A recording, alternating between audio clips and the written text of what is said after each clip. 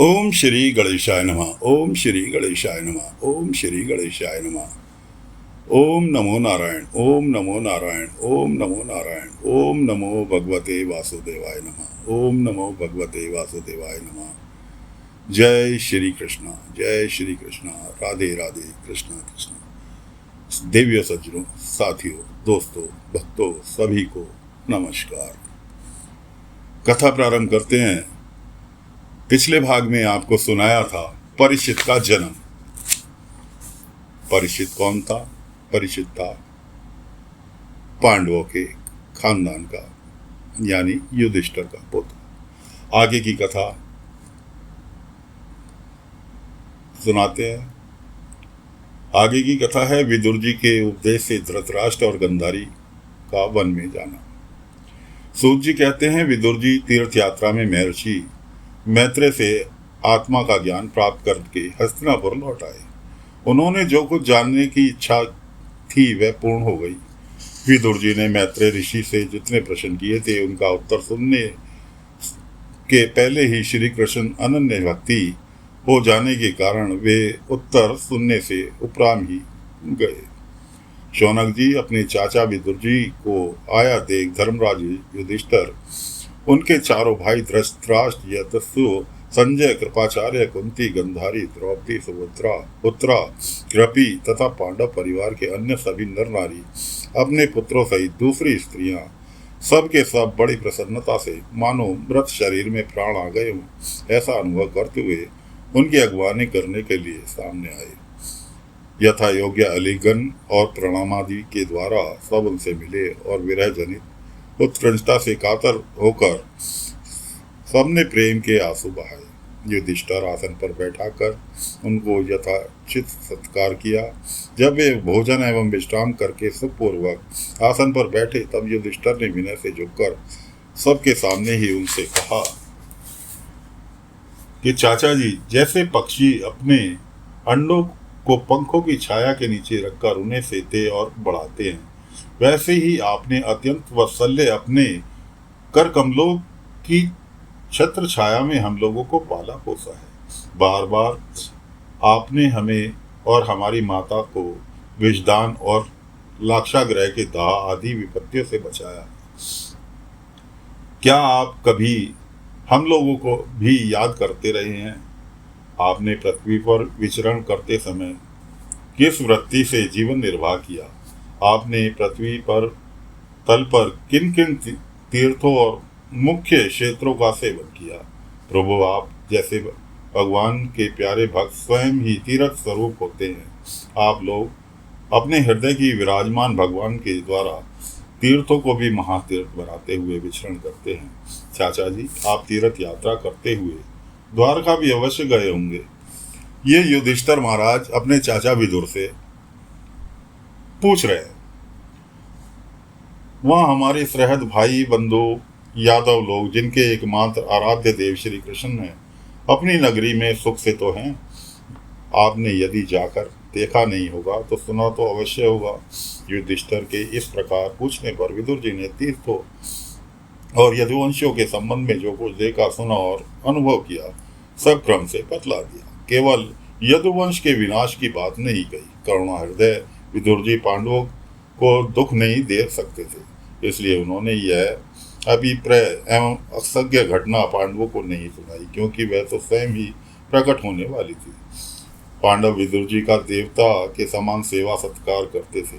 वे कुछ दिनों तक अपने बड़े भाई धृतराष्ट्र की कल्याण कामना से सब लोगों को प्रसन्न करते हुए सुखपूर्वक हस्तिनापुर में ही रहे। विदुर जी ने साक्षात धर्मराज थे। मांडव ऋषि के श्राप से ये 100 वर्ष के लिए शुद्ध बन गए थे। इतने दिनों तक यमराज के पद पर अर्यमा थे और वहीं पापियों को उचित दंड देते थे। राज्य प्राप्त हो जाने पर अपने लोकपाल सरीखे भाइयों के साथ राजा युधिष्ठिर वंशधर परीक्षित को देखकर अपनी अतुल संपत्ति से आनंदित रहने लगे। इस प्रकार पांडव गृहस्थ के काम धंधों में रम गए और उन्होंने पीछे से एक प्रकार से यह बात भूल गए कि अनजान में ही हमारा जीवन मृत्यु की ओर जा रहा है। यह देखते देखते सामने वह समय आ पहुंचा जिसे कोई टाल नहीं सकता। परंतु विदुर जी काल की गति जानकर अपने बड़े भाई धृतराष्ट्र से कहा, महाराज देखिए, अब बड़ा भयंकर समय आ गया है, झटपट से यहाँ से निकल चलिए। हम सब लोगों को सिर पर वह सर्व समर्थ काल मंडराने लगा है जिसके टालने का कहीं कोई उपाय नहीं है। काल के वशीभूत होकर जीव का अपने प्रियतम प्राणों से भी बात में वियोग हो जाता है, फिर धन जन आदि दूसरी वस्तुओं की तो बात ही क्या है।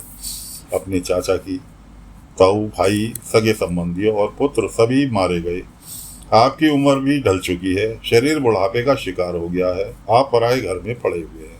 ओह, इस प्राणी की जीवित रहने की कितनी प्रबल इच्छा होती है। इसी के कारण तो आप भीम का दिया हुआ टुकड़ा खाकर कुत्ते का सा जीवन बिता रहे हैं। जिनको अपने आग में जलाने की चेष्टा की थी, विष देकर मार डालना चाहा था, भरी सभा में जिनकी विवाहिता पत्नी को अपमानित किया था, जिनकी भूमि और धन छीन गए थे, उन्हीं के अन्न से पले हुए प्राणों को रखने में क्या गौरव है। आपके अज्ञान की हद हो गई कि आप अब भी जीना चाहते हैं, परंतु आपके चाहने से क्या होगा। पुराने वस्त्र की तरह बुढ़ापे का गला हुआ आपका इस शरीर आपके न चाहने पर भी क्षीण हुआ जा रहा है।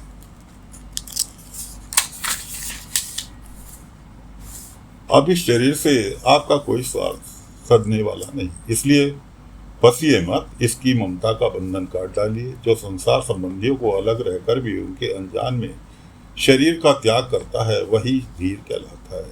चाहे अपनी समझ से हो या दूसरों की समझाने से। जो संसार की दुखद समझकर इस विरक्त हो जाता है और अपने अंतकरण में वश में करके हृदय में भगवान को धारण कर संन्यास के लिए घर से निकल पड़ता है, वही उत्तम मनुष्य है। इसके आगे जो समय आने वाला है वह प्राय मनुष्य को गुणों को घटाने वाला होगा।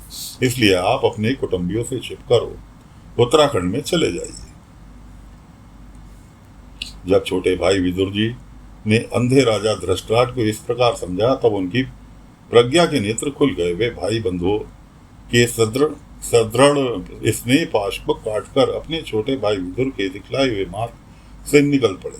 जब परम पवित्रता सुबल नंदिनी गंधारी ने देखा कि मेरे पतिदेव तो हिमालय की यात्रा पर जा रहे हैं, तो सन्यासियों को वैसा ही सुख देता है जैसा वीर पुरुषों को लड़ाई के मैदान में अपने शत्रु के द्वारा किए हुए न्यायोचित प्रहार से होता है।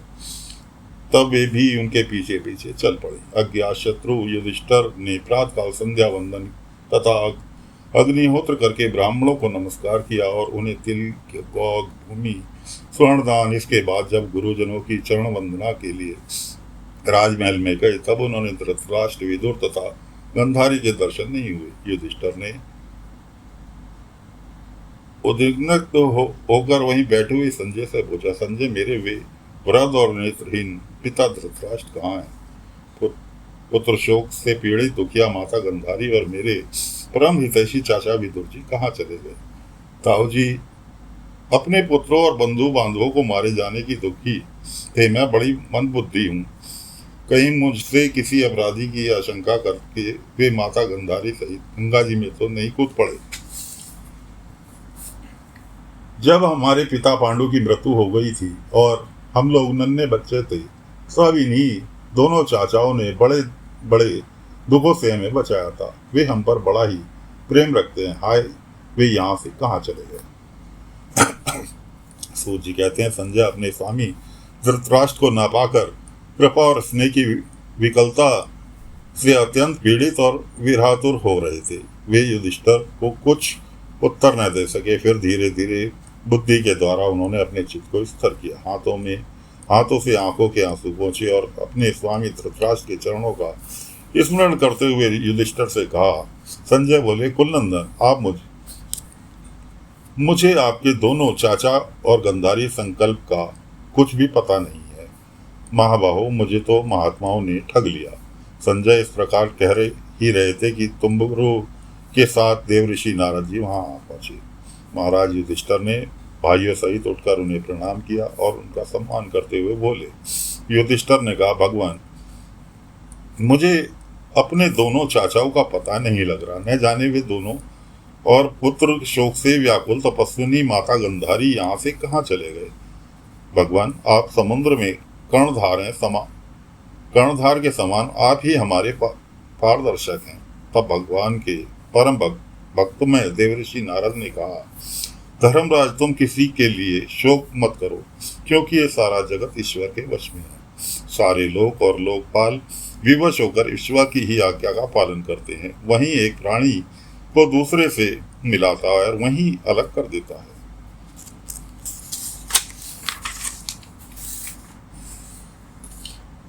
जैसे बैल बड़ी रस्सी में बंधे हुए छोटी रस्सी से नथी रहकर अपने स्वामी का भार ढोते हैं, उसी प्रकार मनुष्य भी वर्णाश्रमादि अनेक प्रकार के नामों से वेद रूप रस्सी में बंधकर ईश्वर की आज्ञा का अनुसरण करते हैं। जैसे संसार में खिलाड़ी की इच्छा से ही खिलौनों का संयोग और वियोग होता है, वैसे ही भगवान की इच्छा से मनुष्यों का मिलना बिछोड़ना होता है। तुम ही लोगों के जीवन रूप नित्य मानो, देह रूप से अनित्य, अन्वय जन रूप से अनित्य, चेतन रूप से नित्य एवं शुद्ध ब्रह्म रूप में नित्य अनित्य कुछ भी न मानो। किसी भी अवस्था में मोहजन्य आसक्ति अतिरिक्त शोक करने वाले योग्य नहीं है। इसलिए धर्मराज, वे दीन दुखी चाचा चाची असहाय अवस्था में मेरे बिना कैसे रहेंगे। इस अज्ञान जन्य मन की विकलता को छोड़ दो। यह 5 भौतिक शरीर काल, कर्म और गुण के वश में है। अजगर के मुंह में पड़े हुए पुरुष के समान वह पराधीन शरीर दूसरों की रक्षा ही क्या कर सकता है। हाथ वालों के बिना हाथ वाले, 4 पैर वाले पशु के बिना पैर वाले तृण आदि और उनमें से भी बड़े जीवों को छोटे जीव आहार है। इस प्रकार एक जीव दूसरे जीव के जीवन का कारण हो रहा है। इस समस्त रूपों में जीवों के बाहर और भीतर की एक स्वयं प्रकाश भगवान है, जो संपूर्ण आत्माओं के आत्मा है। माया के द्वारा अनेकों प्रकार से प्रकट हो रहे हैं, तुम केवल उन्हीं को देखो। महाराज, समस्त प्राणियों को जीवन दान देने वाले ही भगवान इस समय इस पृथ्वी तल पर देशद्रोहियों का नाश करने के लिए काल रूप में अवतरित हुए हैं।